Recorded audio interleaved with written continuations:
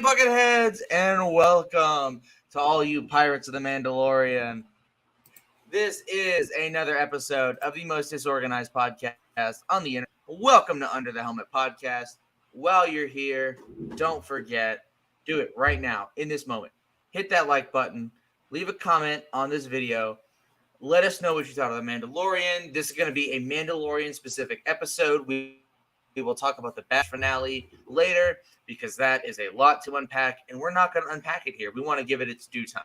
That will be a separate episode coming soon. So if you want to know when that's coming, guess what you can do? Join our Discord. Also, follow us on Instagram because guess what? We've been posting on Instagram, but you wouldn't know that because you're not following. So go. All the links down there in the down there area. All right. Let's get it. So, Eli, how are we doing today? We're doing pretty good. Man, this episode. Oh, So, let's do a little bit Hothbreaker. Let's do a little warm up. Okay. All right, I'm down. If you were to become landed gentry on Navarro, where would you live? What would you put in your Navarro home? Because we go back to Navarro in this episode, so it's we do. Sorry, you cut out when you asked the question. Could you repeat that for me? If you became landed gentry on Navarro, what would you put in your home and why? Oh, in my home. Are we talking just like decoration or just kind of all of it? Because I mean that's a lot there. You know, Star Wars has all kinds of cool tech, all kinds of cool things. What would you put in your home? I know I want a Gonk droid because they're just generally useful to have around. I definitely. Hey Anna, thanks for hopping in. Yeah, definitely finish the episode before watching. We'll talk to you later when you finished up. A lot happened. Yeah. Man, this episode was so good. Okay, I'm not getting off topic. But as far as in the house, I definitely want just a general purpose workshop, either to work on either ships or droids, or just kind of all of it all at once. Just because I feel like Star Wars is one of those places where I would really like to just see how everything works. Hello, would you like to make an appearance? Come here. Sorry, my cat is... Okay, never mind. He's gone under the bed. He's chilling. Yeah, I definitely want to droid workshop. I mean, it's Star Wars, so everybody needs a way to defend themselves. But yeah, no, essentially the Pelimoto home style. House is also workshop, and that's good with me. I'm okay with that. Honestly, what I always wanted was the landing area on Zepho, where you have like the couple hangars around the landing pad. That's like the ideal home for me. I'd love that. I like it because we're buying up some Navarro land. Well, because we're gentry, I'm gonna go a little crazy. All right, so of course, private landing pad for my Clone Wars era Edit 2 Axis class starfighter. Keep my hyper ring fueled. I like them Jedi starfighters from Revenge of the Sith. So you already know. You like not having onboard hyperdrive. Got my little astromech. I see. I have my little astromech droid R69 rolling around. Okay. Yep, that's his name. He's rolling around. He's gonna be doing his thing. What we got? Upstairs, back corner, in the bathroom, and instead of a tub, we have a pod. in the refresher. We got us a back to pod. You have to. Okay. I can see that. And then downstairs in the I don't want to say the living area, because the living area is upstairs in my guest room, because we're landed gentry, so we can be a little spicy. So I'm thinking table. I'm thinking a Dejeric table. Okay. I'm thinking Dejeric table's nice. Get whiskey rug. Mm-hmm. Get my bar, of course, and of tests. Okay. And then of course your normal stuff, a couch.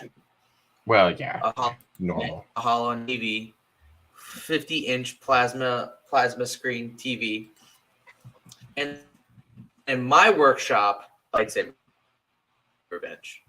I'm gonna be like a minute. I'm working on my saber. Okay. Also, training dojo. Ooh, okay. Okay, I see you, Thrawn. Train. So that's my dream.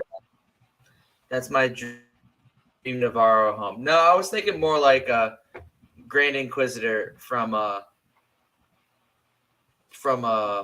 Rebels. Also little, Rebels. Like, training dojo, how they had in the Jedi Temple. One like that. Mm-hmm. Okay. Yes. Anyways. Oh, I see we've got a galactic native in the chat as well. Are nice, but I like to have Sorry. Operations. I wouldn't Jedi start there. I gotcha. Admittedly, you are cutting out a bit, so you may have to repeat some stuff. Anyways. I'm going to but anyway, that being said, let's move on to Navarro and let's talk about this episode, because holy moly, this episode was great and I want to talk about it. I'm gonna try opening the door and see if I'm like blocked. Open the door. Let the Wi-Fi in. Let the bandwidth in. Honestly, it might be worth it. Ignore the nice. Going to ignore the hack diagrams on my wall. Yes.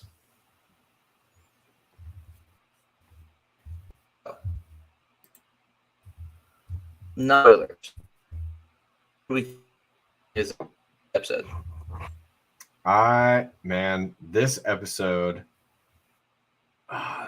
was so good. Honestly, it's definitely, if it's not my favorite episode, it's fighting for that spot. Like this, there was so much about this episode that I just absolutely loved. It was so good. It was so good. I loved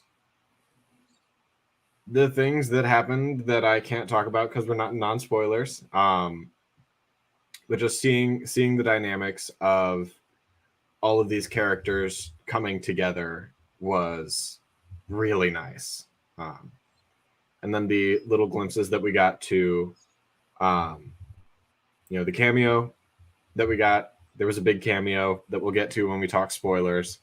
I won't name names yet, but it was an amazing episode. And this episode, Callahan pointed this out to me before. This was directed by the director of Into the Spider-Verse. That's who directed this episode. Who do The director for Into the Spider-Verse Who directed was the it? director of this episode. Nice. Yeah. Mandalorian Spider-Wen. That Anyways. would be the Minds of Mandalore episode. Yeah, this episode was great. I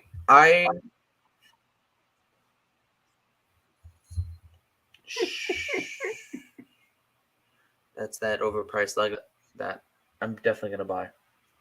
Yeah. I'll complain about it, but I'm gonna buy it because it's. Anyways, let's get into. I don't really have too much to say non spoilers. Let's go ahead and get into it. Yeah, honestly, I'm good to just get into the spoiler section. Okay, can we talk about the cameo, or do we have to wait? Oh. Nope. That's the number one thing I want. Our boy, Gareth Zeb Aurelios shows up in this episode. I was hyped. I saw him walk up, and what's Jaro Tapal doing here? And but there's another song, and I has the voice. Oh my god, that's Zeb. That's Steve Blum. That's our guy. That's our guy. It was proved by, and he looks so good. He translated over to CGI so well, so well. Oh, I just think this looks good. I mean, he looks straight ripped out of. He looks actually. I wouldn't say ripped out of Rebels in order. Yeah, I would say more Fallen Order style. You know, made to look like Zeb. Yes, you know, because I will say Jaro Tapal looked really good in Fallen Order, and Zeb looks really good in here. Yeah, absolutely. It was great. I thoroughly enjoyed that. I really liked how they did the CGI for Zeb. I think it looks just beautiful. He did look really good in the flight. He looked fly as hell in flight suit. And Callahan was talking about how he was surprised that he was actually sporting sleeves on it. Honestly, I was expecting a sleeveless look for Zeb. Once I realized that was Zeb, I'm not going to lie. It wasn't until after the episode that I was like, that was Zeb. That was Zeb. Because Callahan brought it up to me. I thought it was just Lasat, and I was like, man, that's weird. I didn't think there were that many Lasats left. He's got he actually has cutoff sleeves. Oh, okay. Yep. Because I was rewatching it, and his sleeves are cut off like right at the elbow. Okay, that tracks. But what's interesting to me is that the flight suits they have are a mix between the Rebellion and the Resistance flight suits. Yes, like they're kind of going back and forth. I find super interesting. It kind of speaks to the underfunded nature of a lot of these New Republic folks because they don't have top of the line. Some of them have top of the line gear. Some of them are still using the same stuff from the war. Well, to be fair, some of them are still stuck in that war mindset, like we saw. Mm-hmm. Although, go ahead. I will say I was digging the vibes of the what is it? The base that they were on. I loved the look of that. I was like, oh, that looks so good. And then the music that they had coming up, because you know, I have an in-universe playlist of just music from within the Star Wars universe. Like none of it is songs that are like from the movies unless they're played in universe. I use it for Sabacc Nights. I'm really hoping we get the song that was there at the start of it. Oh, it was so good. I loved like the little bar that they had. It was cool. It gave me, admittedly, without having seen Top Gun, it gave me the vibes that I've gathered are Top Gun vibes. Absolutely. So, yeah, Zeb was great. But you want to know what really got me with this episode? You ready for this? So, we learned that R4, Skippy the Jedi droid, worked Yes. with the rebellion. Mm-hmm. How? Where's that story? There's a lot that could go down with that.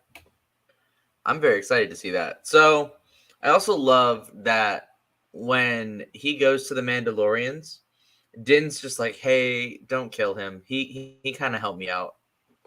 Hey, don't kill him. He didn't write me a ticket a while back. He's chill. He's chill. Yeah, that was great. I thoroughly enjoyed that interaction, and all the Mandalorians were like, "We're ready to dip." And he says, "I promise I won't tell them where you are." And I loved that the Mandalorians decided things in like a little council. Like they all sat together and they all talked and decided. And I want to talk about that scene. I want to talk about this scene so bad because I am a. We're 15 minutes in. I'm a slut for Mando culture. Okay. Mhm. The fact that the armorer's hammer is like what they pass around, and that everyone has the talking stick. Talking stick. I love that. I love that so much because and the Paz had to have the talking stick before he could speak. he was sitting there, he was shaking that talking stick in the air. He was.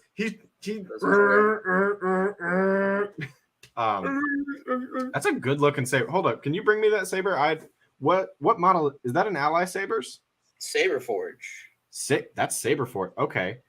Yes, it is the Arbiter. Little costume. I could smell the money. I got this a while back with my Inquisitor cosplay that I never wear because the guy was. You should wear it more. You should wear it more. I should. That's it. Somebody. It doesn't fit, but the boots do. I use the boots all the time. I mean, a nice pair of black space boots will serve you very well. They serve. Luke Chanel boots, Skywalker. I have boot covers to make the mannequin as well. Nice. I've also used them for.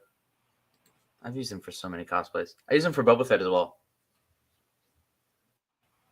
Oh yeah. Put them all together. Inquisitor Dylan and Sith Lord Eli photo shoot. Why am I the Inquisitor? Because you have an Inquisitor outfit, and I have the Supreme Leader's outfit. Okay, but I'm not bad. I'm a Jedi. You have an Inquisitor outfit. Maybe I killed an Inquisitor and took it from him. No one can kill an Inquisitor. That's different.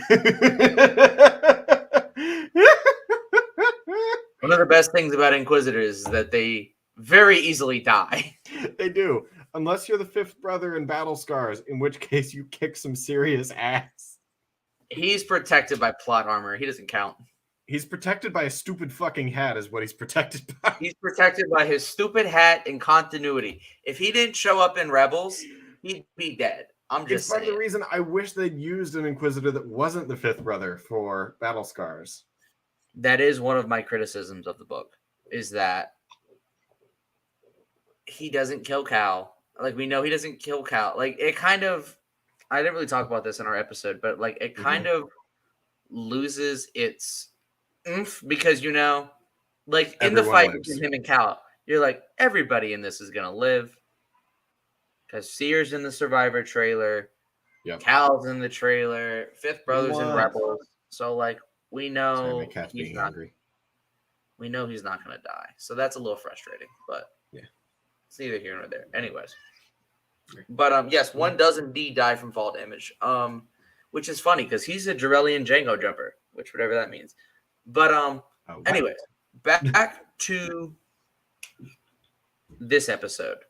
We get to see more of Gorian Shard. Yes. Star Wars Davy Jones. Star Wars or Pizza the Hutt's greener brother. Spinach the Hutt. Salad the Hutt. his health obsessed brother. So I have a genuine question. From the conclusion of this episode, do we believe that Gorian Shard is dead? Club shit on number 70. Oh, Callahan and I were making jokes about because he was talking about Ilan Sleazebago, and he couldn't remember his name, and I was like, "Yes, Ilan Sleazebago, Glup number 42." Oh, Ilan Sleazebago, I love him. Yeah, we were just rewatching Attack of the Clones, and I may or may not have quoted that scene to my poor girlfriend. She sat through. I love her to death. She sat through not only Attack of the Clones one night, but the next day she also sat through Revenge of the Sith. I'm so proud of her. Oh, you want to hear the craziest thing? You ready for this? I'll have to ask her because she said this before watching Revenge of the Sith, but she said Attack of the Clones was actually her favorite. Really? Queen. She's a queen. I know. She is. Truly. But anyways, She handles a lightsaber well, from what I've heard. We won't get into that right now. I was meaning dueling. You. Her saber technique needs her saber technique needs work. It has improved since the door opening. Yes, I'm letting the Wi-Fi in. Yes, actually, open the door. Let the Wi. I don't want to. We won't talk about it. She definitely needs some saber lessons. That's all I'll say. She's very proficient when we have set. Corey, Dylan, you're so delayed. So delayed.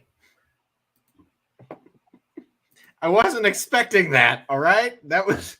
Come on, man. That was an easy one. It was an easy one. That was an easy tee. And with the amount of times that Gabby has sent me reels with that audio specifically asking me to cosplay Nightwing again.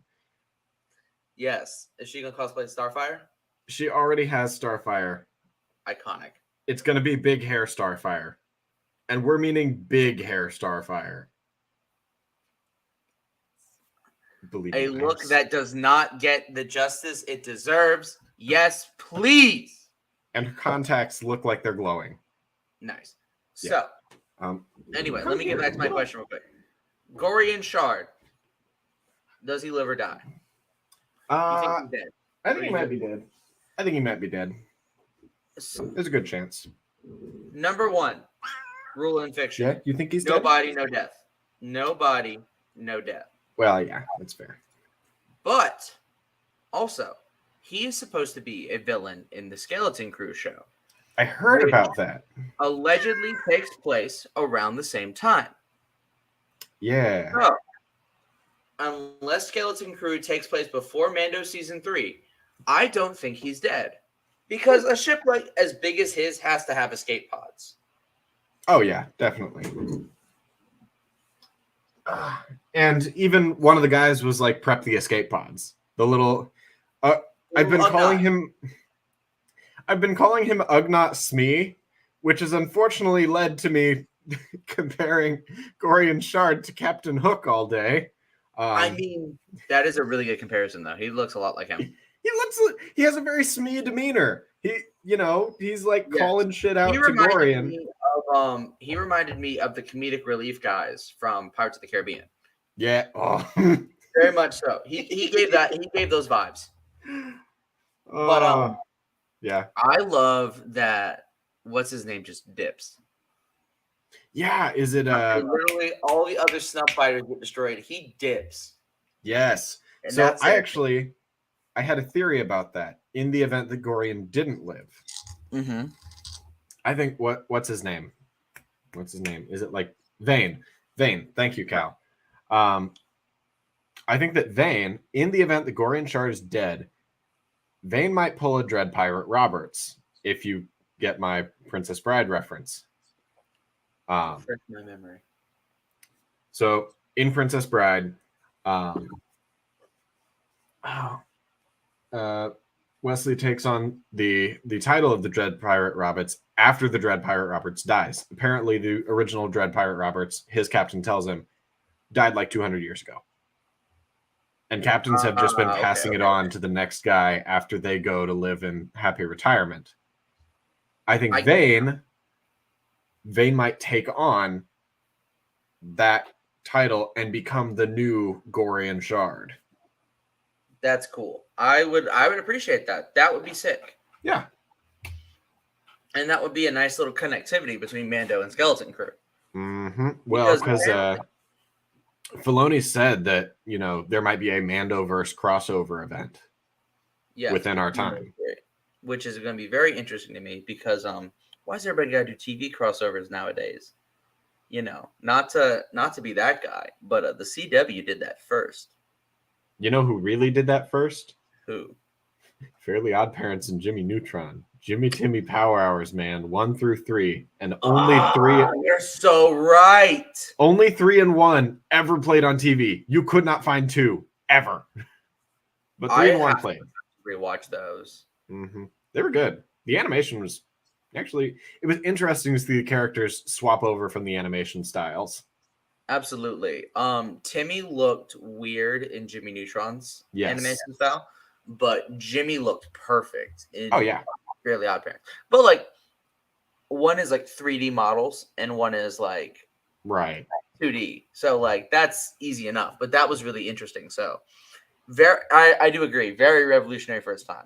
Same with I mean, TV shows have always had like crossovers. Like the 60s Batman show had crossovers. Like there was an episode where Batman and Robin would scale a building, and like the most random people would come stick their head out of the building. Yeah. Like there was an episode I remember with the Green Hornet stuck his head out the window. And they both like kind of acknowledge each other, and this is why I love Adam West Batman. But he's like, I see your fellow crime fighters as well. Well, we'll let you get back to it.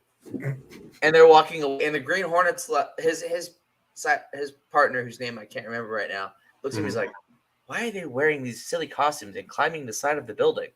And Robin's like, "Why are they dressed like that, Batman?" And he's like, "Easy, Robin.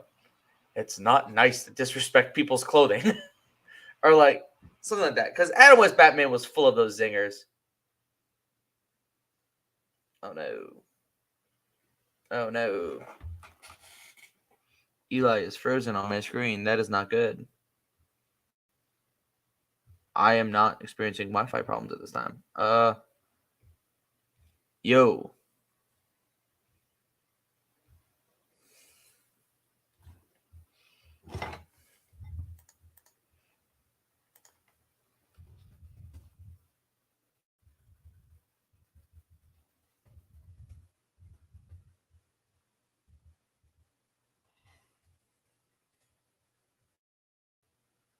Who is frozen? Okay, not the armor believing Bo-Katan would be the true. Oh! This is the episode of Wi-Fi issues. Hey, Anna Maria. Eli will be back. They just messaged saying that the Wi-Fi cut out. Oh no. The armor believing Bo-Katan will be the Mandalore ruler in the end. Din must be punched in the air. Well, Din doesn't want to be. 60s Batman is not cringy. But anyway. So, armor believing Bo-Katan in the end. Must punch in the air. And I truly don't think he wants to be the Mandalore. So why would he want to do it? I think he bro literally within 3 seconds of getting the Darksaber is just like, here, take it. I don't want it. He said he really said, I don't want it. You have it. And then just Bo-Katan's like, that's not how that works. And he's like, make it how it works. I don't want this thing. But yes, I personally, I would like Bo-Katan to become the new Mandalore. But she's already done it before and failed. So I am curious as to what's going to happen. This is very interesting, especially the Armorer sending her to unite the other Mandalorians, which I think is interesting. But also the idea of, Bo-Katan walking the way without wearing the helmet. So, yeah, I think, well, what's really interesting is that Eli had a really good theory last episode. I don't know where they are. They're probably getting the Wi-Fi back up. But Eli had a very interesting theory last episode about how the Armorer is the true villain. If you haven't seen that episode, definitely go watch it. But Eli's theory is that the Armorer is the true villain because she's like a cult leader, and all cult leaders try to maintain their power. That's like a big cult leader thing. So it would stand to reason that she is gassing up Bo-Katan because send you the show link. Oopsie doopsies. I thought you had the show link. Let me invite, copy.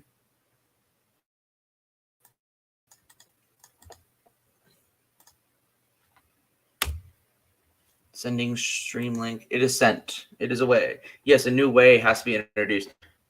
I don't think the armor. All right, so I'm so conflicted about the armor because one minute I'm like, oh yeah, she's the villain, but in another minute I'm like, hey, this would be. I see someone turning on her and blasting. Potentially, maybe, we don't know. I definitely think a new way has been introduced, and I think the armorer could be developing and growing. But what I find interesting is that she bosses Bo-Katan around, and Bo-Katan listens to her, which I find very intriguing because Bo-Katan listened to her. She's deferring to her authority. So I think the armorer might be making the play of, I know Bo-Katan. If I can get Bo-Katan in my pocket and Bo-Katan is uniting the other Mandalorians, that might help me out in the long run. I lived, bitch. Hello there. Anyways, so we were just talking about the armor and sort of your theory that she's the true villain. Does this episode did weird things for my theories? I think it reinforces it. I personally feel like it reinforces it, but I don't know. It's a weird episode for that.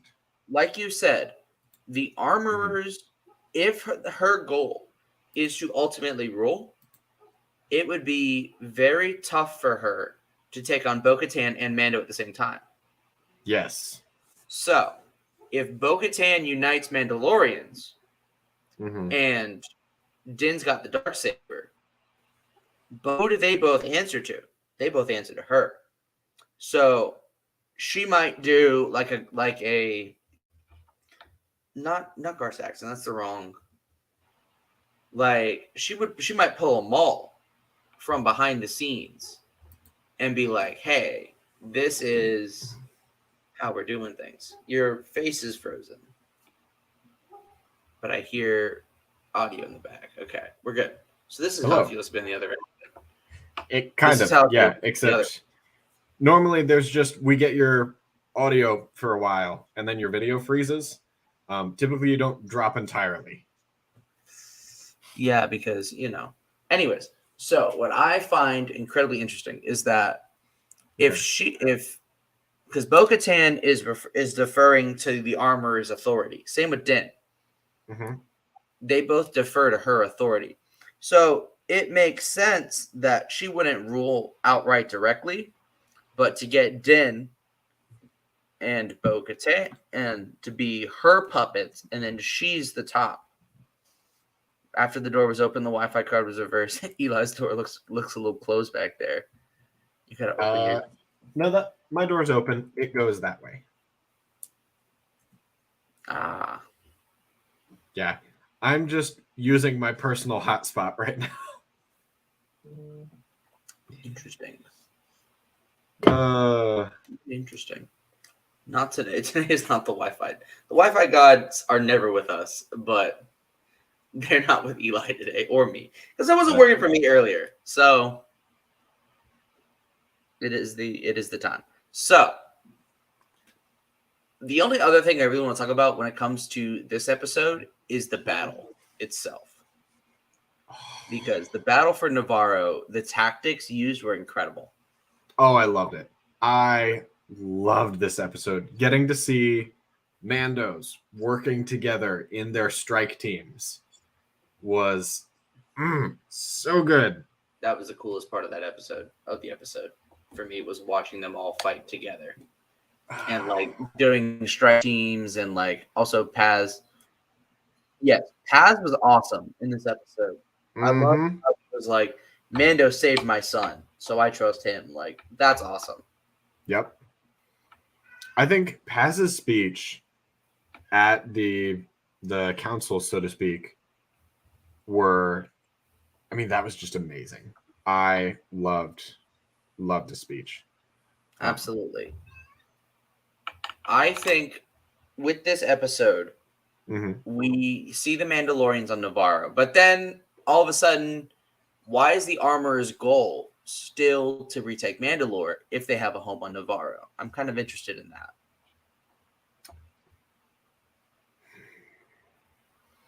And like,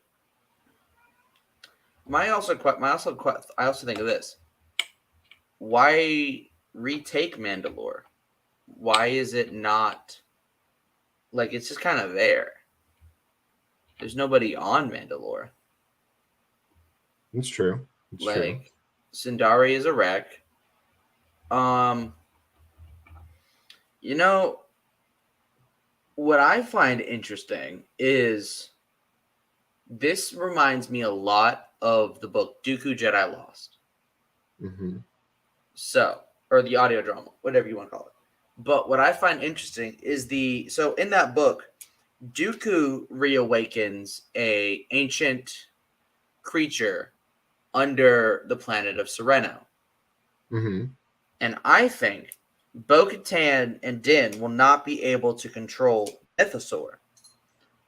But we've seen in Book of Boba Fett that Grogu has the ability to do beast taming. He does. And the Mythosaur wasn't awakened until Grogu was there. Now, you could say Din falling in the water was the thing that awakened it, which entirely plausible. But I think Grogu's force sensitivity is also part of it. And perhaps that, because you got to think, so the Mandalorians rode the Mythosaur for years. And like, we're going to get a Mythosaur ride. We have to. Oh, yeah. Din literally just went, he said, "What is water? How do I swim?" Also, I made a point last episode. I don't think Din Djarin can swim. I would love to see other people's thoughts on this, but I genuinely don't think Din Djarin can swim. My boy needs floaties. He needs a swimming lesson. He needs one of those little pink flamingos with the little hole in the middle that he like slides up there and he holds onto for dear life. Yeah, pretty much. I honestly that might be the best thing for him. We've gathered he's not buoyant. He's a himbo. He's my favorite himbo. I love him. He is. The Council of Himbos has spoken. What else do we have to say about this episode? Because I loved Gorian Shard's ship. Yes. I love that thing. It reminded me very much of I didn't watch the Freemaker Adventures, the Lego Star Wars one, but you know the ship I'm talking about, right? It had like that front bit on it. And I was like, why does that ship look like that ship? Yeah, I know what you mean. Yeah. Yeah, no, it looks a little bit like it. So, do we have anything else we want to say about this episode? I like this episode. It felt we got more of the Enzellans again. We got more Babu Frigs. Man, I can't get enough of those guys. They're really cute. I want one. You know what would have been really great? They didn't do it in this episode, and it would have been really fan servicey if they did. Was that? I personally would have loved when like the Mandalorian showed up. You just hear the little guys go, "Hey!" I would have. Oh, I would have died. That would have made it for me. Because I was watching this at work. So I was just like huddled over in a corner of the lunchroom, just watching The Mandalorian to myself with my noodles and company. I watched it first thing this morning. I got up and watched Mando first. I wanted to, but mornings are for calling Gabby on the way to work, and also getting myself ready for work. Yeah, but we have a little bit different jobs where like I wake up and I can have like my laptop in my lap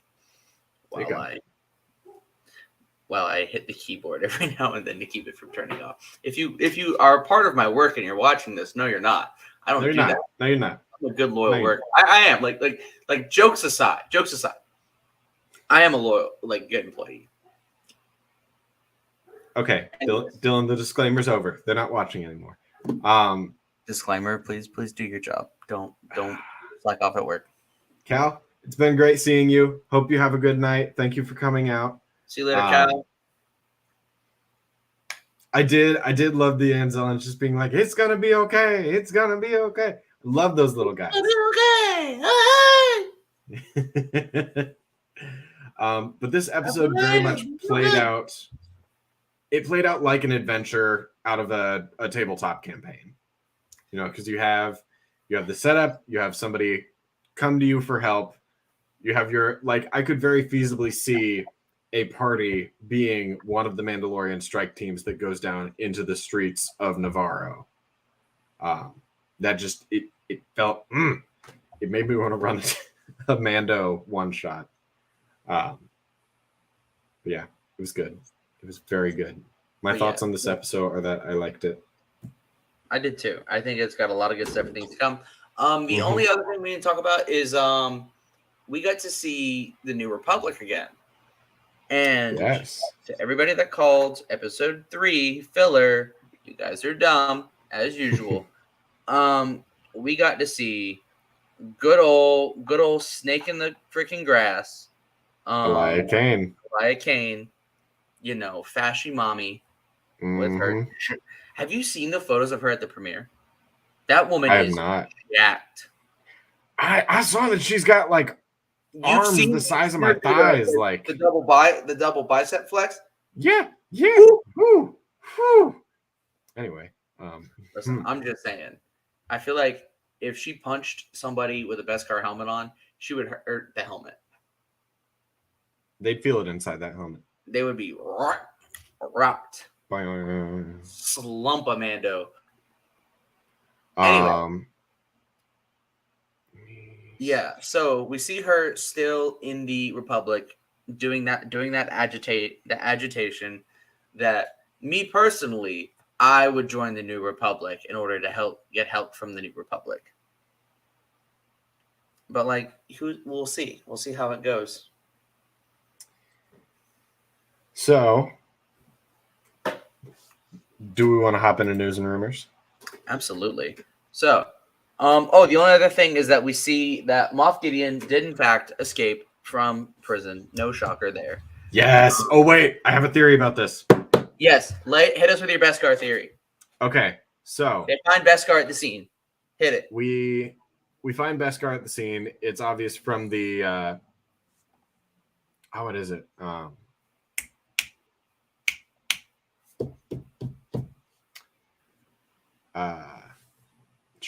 What is it? We find Beskar at the scene at the Lambda class shuttle. I'm not sure if it's the Lambda class shuttle that they used to get his cruiser. Because if it was, that might explain why Cara Dune's dead. Yeah, ain't God good. She might have gotten space blasted. Because I mean, when a hole gets blown in the side of a ship, just because we didn't see her body does not mean that she did not get sucked out into the vacuum of space and has been floating aimlessly for a while from the Force. No. You don't understand. Moff Gideon told her she had to get vaccinated, and she just died. She spontaneously combusted. I'm gonna take the lack of a response as your Wi-Fi not working and not being that the joke wasn't funny.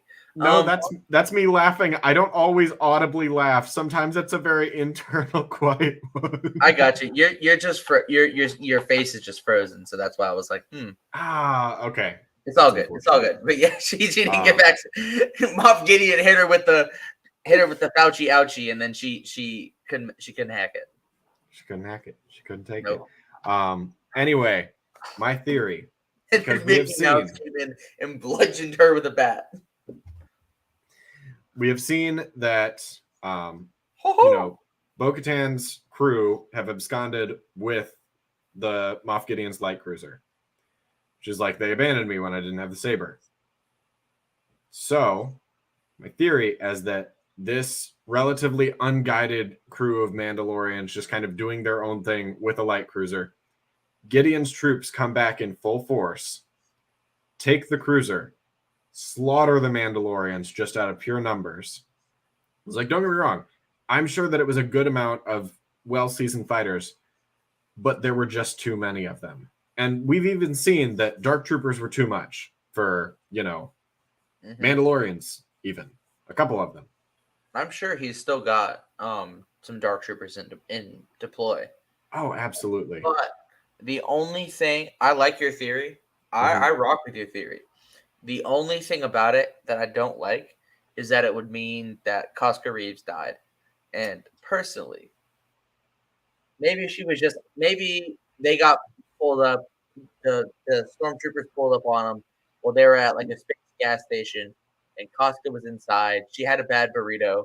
She was using the bathroom, and she came out, and they were all dead. And it was like that scene from what's the show? Community, where the guy walks into the pizza, and the whole room's on fire. That's what happened. So let's say hypothetically, Casca Reeves and Axe Wolves are alive, because I liked Axe Wolves too. No, I feel like Axe Wolves is dead. Oh, because I was in the finale. Axe Wolves is dead. So Casca Reeves is alive, but Axe Wolves might be dead. We'll see. Anyway, Axe Wolves, the Mandalorian or the Imperial troops. Truck stop. One with the tongue. That was the other lady that was with the other Mandalorian of the Night Owls that was with Bo-Katan when they took the light cruiser. Who was the woman with the tongue? I don't know who the woman with the tongue was. But anyway, the Imps, Moff Gideon's troops come back. Who is the tongue lady? Yeah, the Mandalorian. I mean, most women have tongues. Anyway, Gideon's troops come back, take the light cruiser, and take the Beskar for themselves, which is why that Beskar was left behind. Mandalorians would never be so careless as to leave behind a shard of Beskar. But Imperials that are bastardizing the armor for themselves, they don't have the reverence for it that Mandos do. And so for them, it's just another piece of equipment. They're like, oh, okay, I'm wearing this. I'm using it. Okay. Oh. Got it. She do, in fact, have a tongue. Yeah. But anyway, that is my theory. Okay. And also, I'm going to have to run through news and rumors quick because I don't know how much longer the Wi-Fi is going to hold. Yep. Hit news and rumors. My theory is that it's Thrawn and that he's leaving the Beskar there as a distraction, but we will see. I personally like Eli's theory a little bit better, but I think we're building the Thrawn, so it would make sense. Plus, I think we saw before this that doesn't Thrawn technically outrank Gideon? We were looking into it, and in Legends continuity, it's explicitly stated that a Grand Admiral is higher than a Moff as well as a Grand Moff. In canon, it's not explicitly stated that it outranks him, but I believe it's been implied in a number of sources. We'll have to go back and look. Anyway, we're going to switch it up. It is time for news and rumor. Let me get the bit. I know in Rebels, the governor of Lothal, Governor Price. Yeah. She would technically be a Moff, wouldn't she? Because No, she's a regional governor. Moffs are regional governors. No. Regional Moffs look over sectors. Mm-hmm. So it's like so she'd be a Moff, regional governors, the planet governors. So like that mayor of Lothal lady or Lothal City. Minister Tua. Yeah, with her funky hat. Yeah, Minister Minister get blown up. Yeah. All right. Minister Tua must have been fucking with the Irish because they really said, "Here, ma'am, your Lambda class shuttle is ready. Put the keys in the ignition and turn it. Come out, you black and tans. Come out and fight me like a man." Anyway, we just had St. Patrick's Day. First bit of news and rumors: an animated Wakanda-focused Disney Plus series is reportedly in development. Yes. And I would be A-okay with this. I have a lot of Captain America 4 news. Yeah, because I hate that name. Reportedly, it's set to film in June in Washington, D.C. From a behind-the-scenes photo that I've seen, it actually shows Sam Wilson in a sling at a funeral. I didn't see whose funeral it was, but I have a theory it might be Steve's, as he is 90. It is entirely possible. Maybe he's on the moon. I thought Steve was on the moon, though. No, I thought he was on the moon, but he might also be, dead. He might be dead. He might be dead. And it would be an interesting juxtaposition to have the scenes of Steve's funeral versus Peggy's funeral side by side. I'd like to see who'd be speaking at them. Reportedly, Incredible Hulk star Liv Tyler will officially return as Betty Ross in Captain America: New World Order. And this is according to the Hollywood Reporter. So, excited about that. Nice. Do I have any more Captain America 5 news? No, I do not. But I do have news about Anthony Mackie as well as Henry Cavill. Reportedly, they are both in negotiations to join the cast of Kingsman 3. Ooh. It adds that both actors could be the villains of the film, and production would begin in 2024 for a 2025 premiere. Okay. I think those two as villains would be amazing. That would be. They both have really great charisma, so that'd be super interesting. Mm-hmm. Although, speaking of Marvel behind the scenes, they've dropped some photos of Daredevil behind the scenes. Born again. Yes, I saw that. You see our boy Matt Murdock, and there's even, I think it just came out like today or yesterday, like Wilson Fisk as well. Mm-hmm. So, lots coming out of that. Actually, speaking of Daredevil, I have other bits of news. There's been a rumor floating around that the reason that Foggy and Karen aren't in Born Again is because it will take place during the timeline of the blip, and that the two of them were snapped. Which I like, because I don't like them just not being there. That grinds my gears. So what you're saying is we get more angsty Matt Murdock from season 3. We do, but we also might get more Matt Murdock just living his best life that we saw in She-Hulk.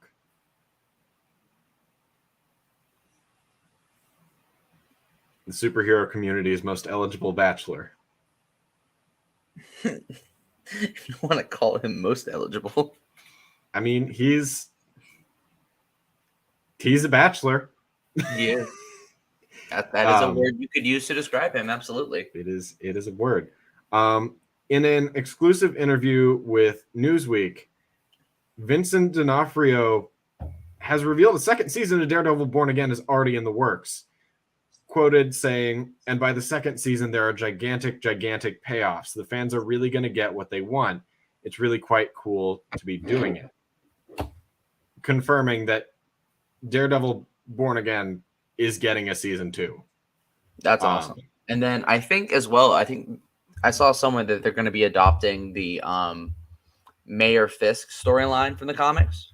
I And heard about this, and I'm like, Wilson we're Fisk just is going to be cracking down on vigilantes.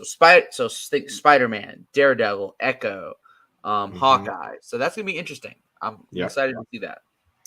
Reportedly, not reportedly, that's official. Secret Invasion is coming to Disney Plus June 21st. Nice. I saw rumors. This is a Lego leak. So there was recently a leak of 2 Return of the Jedi 40th anniversary sets. I am waiting to hear more before I really go into them.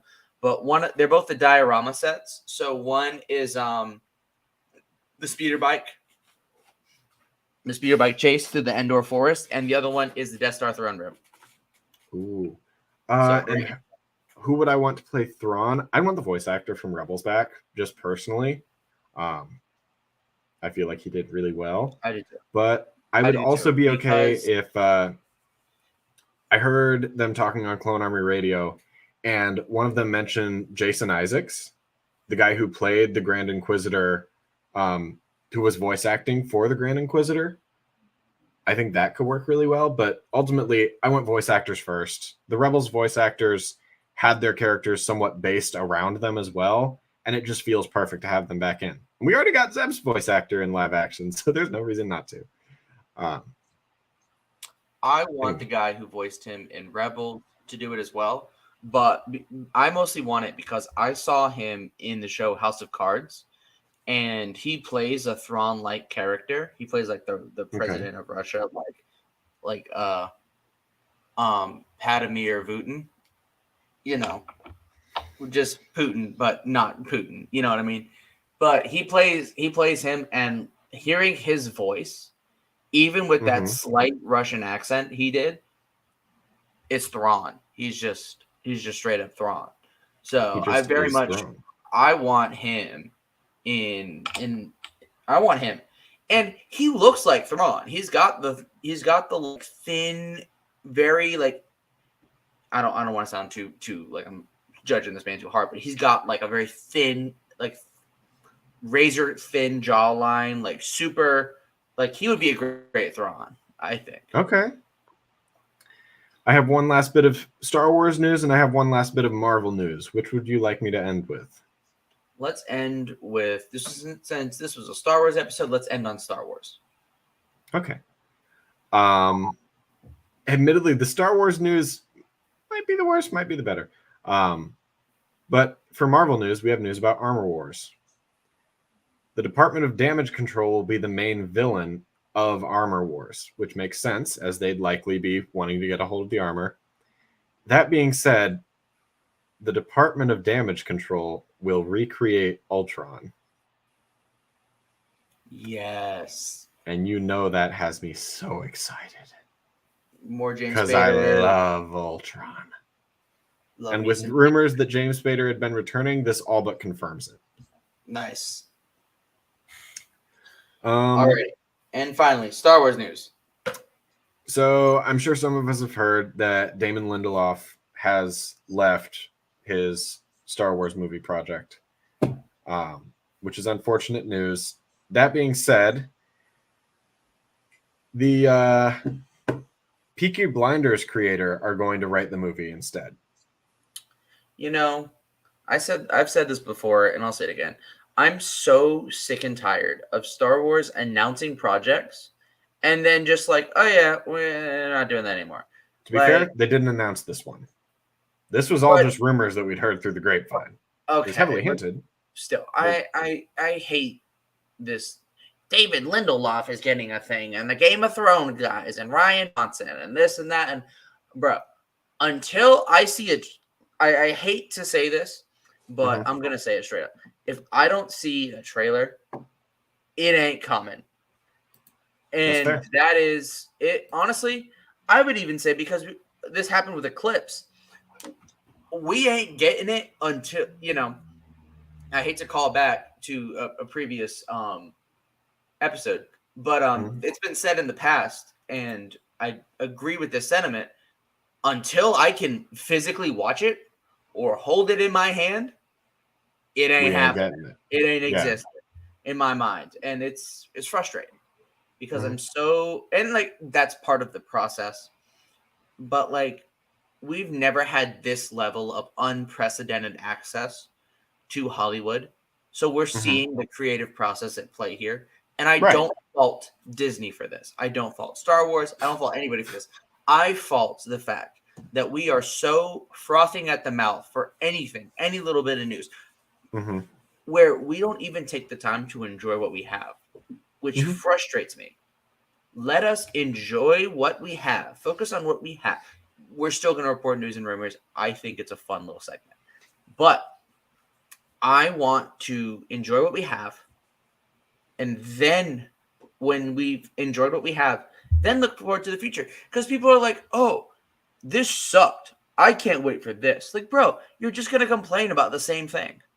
So, like, I feel like there's either a Qui-Gon or Obi-Wan quote that fits here, but it's not completely coming to mind. Well, there's always the in human quote, grass is always greener on the other side. Well, yeah.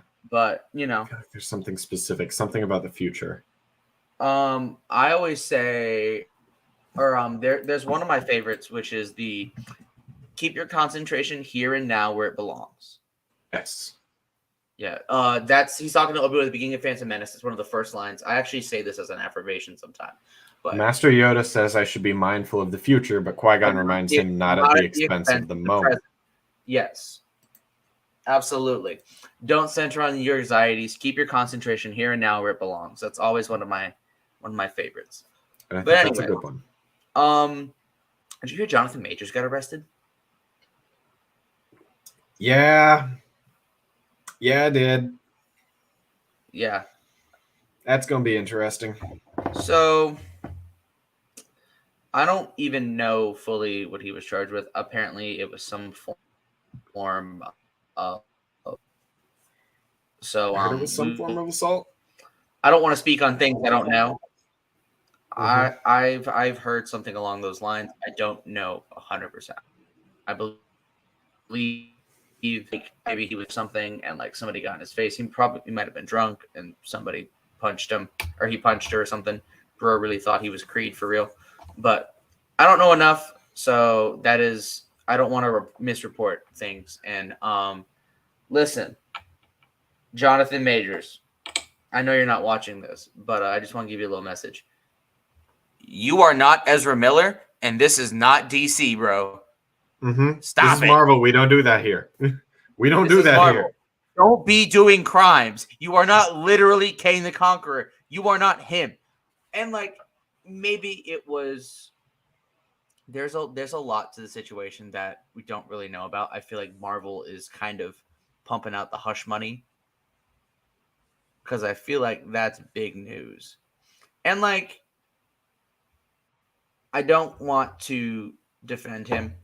But I want more to come out about this before we rush to a decision. You know, it's all alleged at this point in time. There's no concrete evidence, and maybe I'll do some more research and next episode kind of talk about it a little bit more. But and to end on a lighter note, because that was kind of heavy. Yeah. Next week, I'm very excited for the next week's Mandalorian episode. There will be a Bad Batch episode incoming. We're going to talk behind the scenes and figure out when the best time to do that is. So we may get a double feature next week. Who knows? Who knows? But Dylan, you want to hit him with the outro? With that being said, thank you so much for watching another episode of the most disorganized Wi-Fi hating podcast on the internet. If you like what you saw here today, don't forget to like, comment, share, and of course, subscribe to Under the Helmet Podcast. Also, follow us on Instagram, join our Discord. Links as always in the down there area. You've made it to the end. You might as well do all of those things. Do it now. Do it now. Do it now. With that being said, have a good night. This is the way, and we will see you the next time that we go. Under the helmet. Under the helmet.